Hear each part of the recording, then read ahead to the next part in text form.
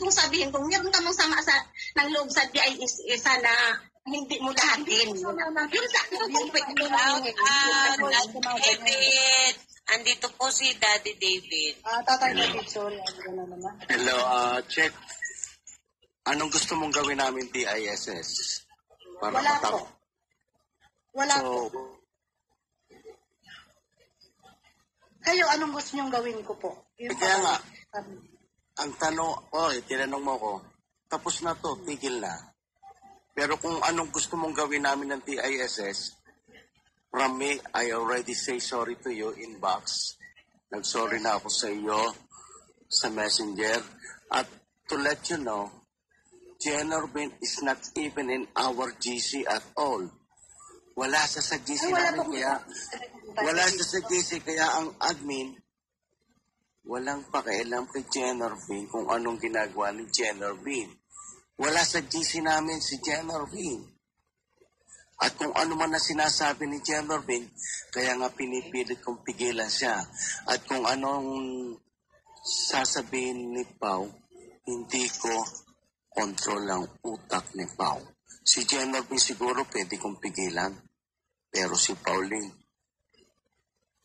kung ano sasabihin niya, laban sa akin, tsaka huwag mong isipin na kung kami ay nagkita ni Pauline, it is 100% na kami magkaibigan na. It is only, I promise, ayokong makialam. Do not involve the whole DISS, please. Check.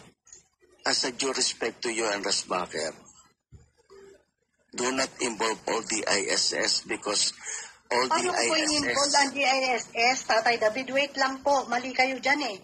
Paano ko in-involve? Ang nag-involve dyan si Jeno sa LS niya, hindi po ako. For your information po. Kasasabi mo yung unang-unang pagsalpak ko, pag-akyat ko dito sa EWP, kung ano po yung sinabi ko doon. Please review it. Kasi sinasabi mo kasi yung mga DIS di ka pinagtanggol, bakit tinanggap si Pao? Pinaliwanag ko na to sa iyo eh. Diba? Hindi tayo nandito para continue to tackle about this and that. Nag-sorry na ako sa anak. Pasensya ka na kung napil mo yung ganon.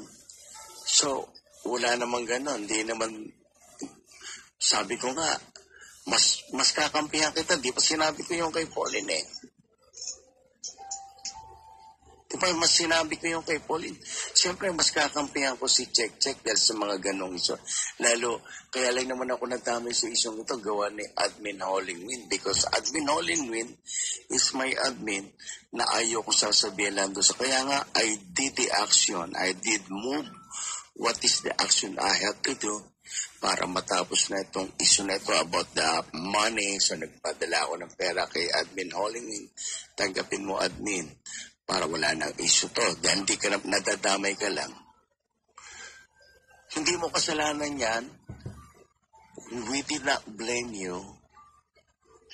Sinisisi ko nga nun ay si Pauline dahil the responsibility of the organizer of that game should be responsible for what happened. Pero nga, nadamay na yung admin ko. Kaya nandiyan ako.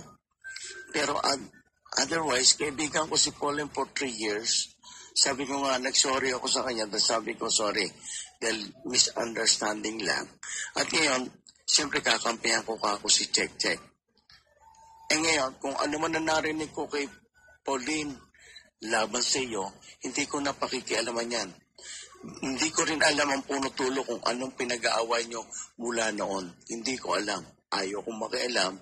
Ang pinakailaman ko lang dito, yung palaro. Ayun, dito okay. Focus po tayo sa palaro. Ulit, Tatay David, no? Doon lang naman yun eh. Kasi ako, good vibes na ako. Kaya nga, kaya nga, bakit, anong problema ngayon? Bakit hindi natin matapos? Ang sinabi kasi ni Jeno, ako daw nagbitbit ng issue na yan. Okay, alam mo ba, pasabugin mo ang ulo ni Jeno, wala kami pakialam. Ganito yan, Tatay David. Patayin mo si Jeno, wala akong pakialam.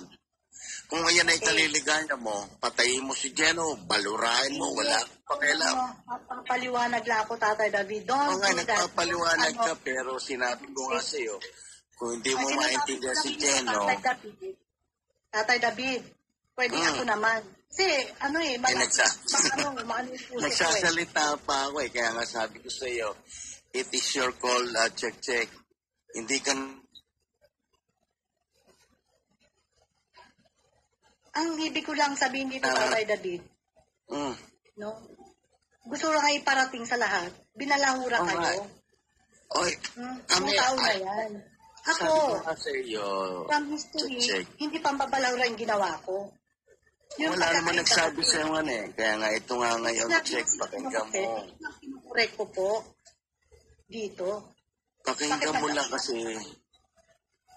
wala naman nagsisisi sa iyo, walang nagbe-blame sa iyo. Ngayon, ang nakikita ko nga lang dito, nandito mga kasama ko, ang pakiusap ko lang, kung hindi ito issue, wag na lang natin gawin. Please, wala namang issue. Kaya nga tinanong kita, anong gusto mong gawin namin, DIS? Sasabihin ko sa mga admin ko, mag-sorry kayo kay Check Wada dahil kala mo ba, hindi kami naghahanap ng kaaway, nagbabawas kami ng kaaway. Yun lang ang aming punto rito. Tapos tayo mag-aaway-aaway. Kung gusto mo balawrayan mo all your life si Jenorvin, hindi ka namin pakikialaman. Iyong iyo. Pero huwag mo lang dadami ang ISS. Hindi, kaya nga sinasabihan na kita, inuutusan kita. Balawrayan mo mula ulo hanggang pa. Si Jenorvin, ako na nag-utos. Kung gusto mo pang patayin si Jenorvin, I will let you and allow you to patayin mo si Jenorvin. Kung iyan na ikaliligaya mo para matapos na itong issue na to, pabalik-balik tayo eh. Hindi ba naman, Hindi tayo nakakaintindi. Hindi, yun lang ang sinasabi ko si Check. Okay. Kasi yun lang, pababayaan ka namin. Walang makikialam sa DISS. Maularin nyo mula ulo hanggang pa si Jenorvin. Ilibing nyo ng buhay kung gusto nyo. Okay? Okay po. Wala kami, hindi kami makikialam. Admin Hollingway, andiyan si Bing at si Admin Lovely. Hindi namin kasama sa GC si Jenorvin. Nagkakausap man kami, ako at si Jenorvin. Kung tumatawag sa akin na admin, si Admin Lovely lang naman nakakausap niya, tsaka si Ann. One by one niya tumatawag dahil umalis na siya sa aming GC. So kung hindi nyo maintindihan si Jenorvin, hindi ko kayo pipigilan, putulan nyo ng leeg, patayin ninyo. That is the most ever you can do it. Do Daddy, it. diba anak mo yun? Bakit pinapapatay ko? Hindi, ikaw yun nga ang gusto ninyo eh. I will sacrifice Jenorvin para maging masaya kayo. Kahit ikaw, Johan, kung galit ka kay Jenorvin, kill him.